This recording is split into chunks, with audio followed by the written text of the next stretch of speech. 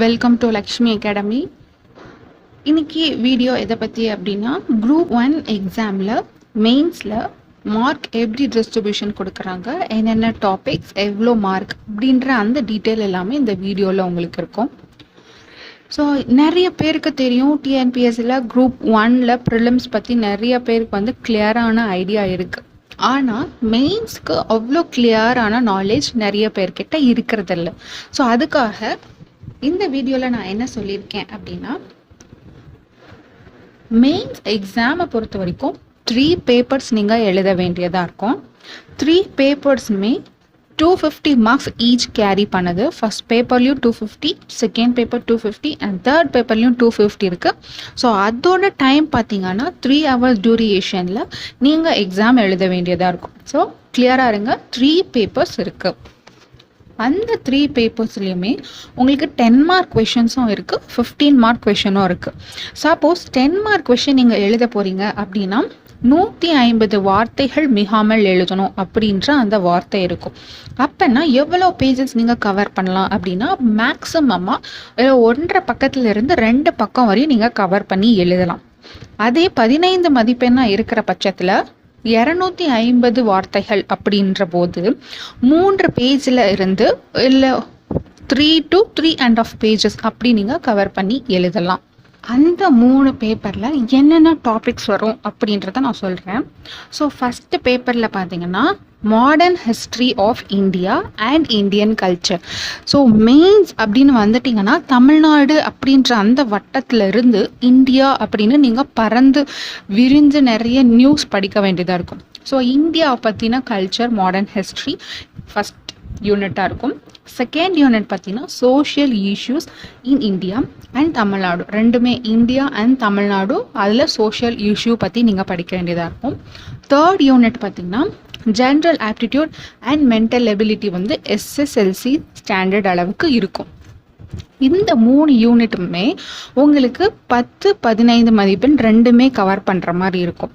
இப்போ 10 மதிப்பெண்ணில் கேட்டிருக்காங்க அப்படின்னா 5 கொடுத்து எனி 4 ஃபர்ஸ்ட் யூனிட்டுக்கு, செகண்ட் யூனிட்டுக்கும் 5 கொடுத்து எனி 4. ஆனால் தேர்ட் யூனிட்டில் பார்த்தீங்கன்னா 3 கொடுத்து எனி 2 எழுத வேண்டியதாக இருக்கும்.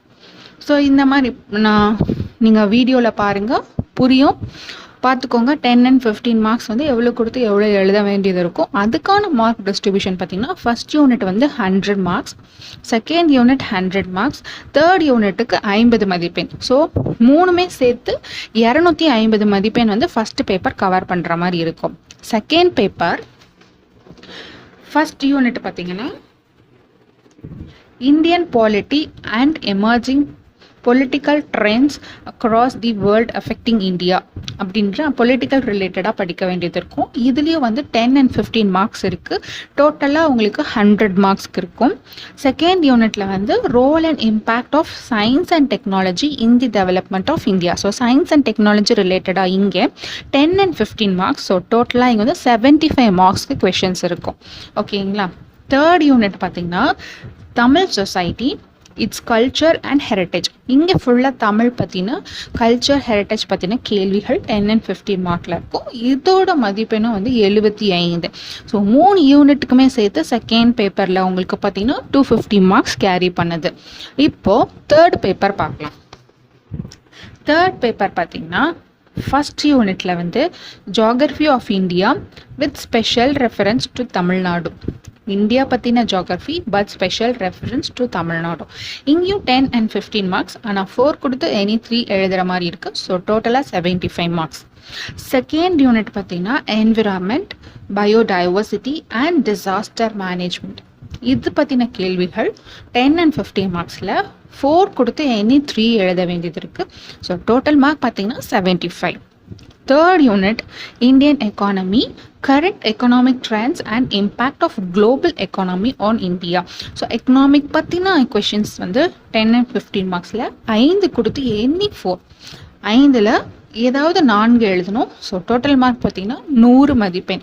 ஸோ 3 யூனிட்டுமே சேர்த்து இங்கேயும் வந்து உங்களுக்கு 250 மார்க்ஸ் இருக்குது. So first, second, third paper எல்லாமே 250, 250, 250 அப்படின்ட்டு கேரி பண்ணோம். 3 பேப்பர்கள் இருக்கும். கண்டிப்பாக தெளிவாக இருப்பீங்க அப்படின்னு நினைக்கிறேன். தெளிவாகணும் அப்படின்றதுக்காக தான் இந்த வீடியோ. அதே மாதிரி சிலபஸ் உங்களுக்கு வேணும்னா தயவு செய்து நீங்கள் வந்து அஃபீஷியல் வெப்சைட்டில் போய் பாருங்கள், எங்கும் அலையாதீங்க அப்படின்றதான் என்னோட அட்வைஸ். ஸோ இன்னைக்கான வீடியோ அவ்வளோதான். இது டவுட் இருக்கிறவங்களுக்கு சிலபஸ் வேணுன்றவங்களுக்கு அஃபீஷியலாக போய் பாருங்கள். ஸோ கண்டிப்பாக இந்த சேனலை பார்க்கும்போது சப்ஸ்கிரைப் பண்ணிவிட்டு பாருங்கள் அண்ட் லைக் அண்ட் கமெண்ட் பண்ணுங்கள். உங்கள் நண்பர்களுக்கும் இதை தெரியப்படுத்துங்க டவுட் இருக்கிறவங்களுக்கு. ஸோ தேங்க்ஸ் ஃபார் வாட்சிங் this video. Thank you so much.